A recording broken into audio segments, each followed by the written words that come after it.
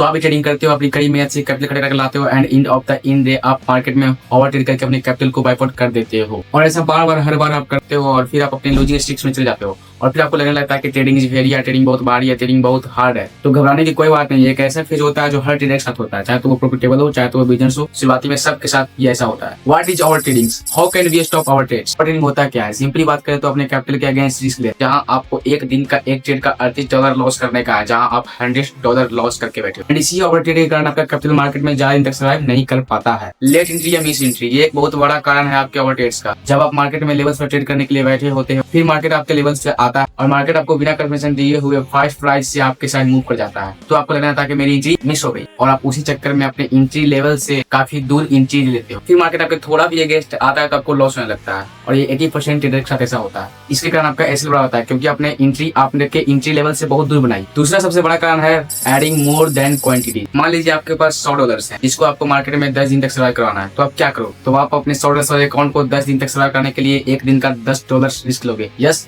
Back to our top. जब trades आपके लिए आता है और आप एक ट्रेड का $10 रिस्क अपने कैपिटल के हिसाब से लेते हो, आपकी एंट्री के बाद प्राइस 10 पिप आपके साथ मूव कर जाए तो आपको लालच आने लगता है कि चलो थोड़ा लॉट्स और ओपन कर देता हूँ, और आप ऐसा करते भी हो। लेकिन अब आप एंट्री ले लिया, होता ये है कि जब आपका ट्रेड आपके अगेंस्ट होने लगता है, मतलब आपके जो लीड वाला ट्रेड होता है उसमें लॉस चलने लगता है और जो फर्स्ट ट्रेड जो होता है वो प्रॉफिट में चल रहा होता है वो भी लॉस होने लगता है। इससे जब दोनों लॉस होने लगता है तो आप करते ये हो कि आपका जो एसएल होता है उसको आप ट्रेड करते हो, मतलब बढ़ा देते हो, और इसकी वजह से आप end of the in day loss में जाते हो। नहीं तो कितने ट्रेडर्स क्या करते हैं कि चलो भाई मेरा तो दोनों ट्रेडिंग लॉस चल रहा है, अब क्या फायदा कैपिटल बचाने का, क्योंकि मेरा $30 का लॉस हो रहा है, क्योंकि $1 का लॉस होना चाहिए एक दिन का, वहाँ पे $30 का लॉस हो रहा है, तो वो और भी क्वांटिटीज ऐड करते हैं ऊपर आने के बाद, तो और भी क्वांटिटी ऐड करते हैं तो जिनका लॉस फिर उनका पूरा है एंड पूरा एक ही दिन में कैपिटल वाइप आउट हो जाता है। थर्ड है फास्ट एंट्री। इसमें आपका ट्रेड आपके लेवल पर आता है, आप बिना रुके बिना कंफर्मेशन के बहुत जल्द ट्रेड में कूद जाते हो और फिर आपका ट्रेड आपके अगेंस्ट आता है तो आपको लॉस हो जाता है। फिर आप वही प्रोसेस को बार बार रिपीट करते हैं, रिवेंज ट्रेडिंग। एंड इसमें क्या करते हो, जब आपका लॉस हुआ तो मार्केट जब आपके रीएंट्री मतलब जो रीएंट्री का लेवल है वहाँ पे आता है तो आप बिना किसी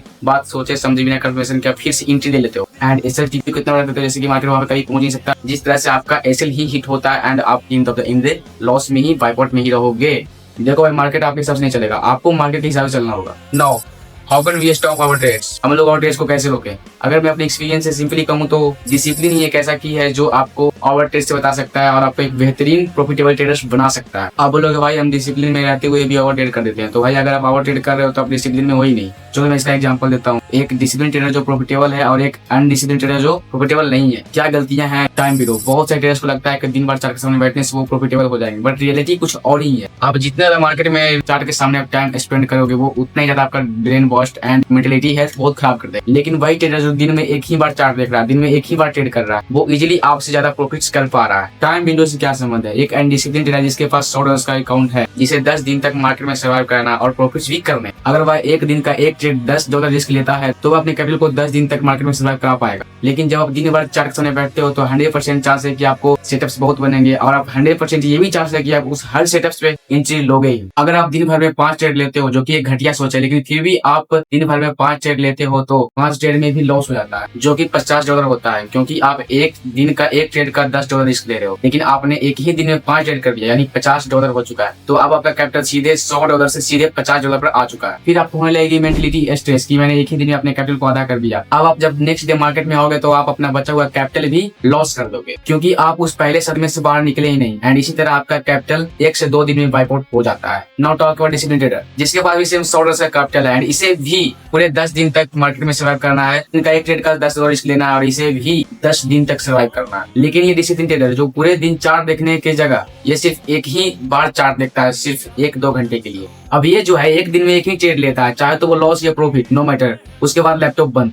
अब इसका पहले दिन पहले ट्रेड में $10 का लॉस रहता है, जिसके बाद यह लैपटॉप को बंद करके किसी और काम में लग जाता है। नाउ इसके पास $90 बचे एंड 9 डेज भी। दूसरा दिन ये फिर एक ट्रेड लेता है जिसमें ये $10 का रिस्क लेके $20 का प्रॉफिट करता है, जिसके बाद इसका कैपिटल सीधे $90 से $110 पे जा चुका है। 3 दिन लगातार फिर प्रॉफिट करता है डिसिप्लिन में रहकर 1:2 का रिस्क रिवार्ड लेकर। अब इसके पास कैपिटल पूरे $130 हो चुके हैं एंड चौथा दिन ये फिर ट्रेड करता है $10 का रिस्क लेकर जिसमें इसका लॉस हो जाता है एंड ये अपने लैपटॉप को बंद करके छोड़ देता है। लेकिन अभी भी इसके पास $120 बचे हुए हैं एंड ये ऐसा ही करके ये प्रॉफिट सेवल ट्रेडर बन जाएगा। देखो भाई, ज्यादा देर तक चार्ट के सामने बैठोगे यानी ज्यादा अपॉर्चुनिटी मिलेगी। ज्यादा अपॉर्चुनिटी मिलने का मतलब है कि ज्यादा ट्रेड्स मिलेंगे और ज्यादा ट्रेड्स मिलने का मतलब है कि आपका ज्यादा लॉस होगा।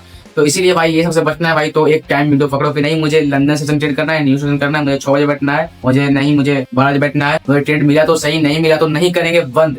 अगर आपको एक प्रॉफिटेबल ट्रेडर बनना है तो उससे पहले आपको एक डिसिप्लिन ट्रेडर बनना होगा।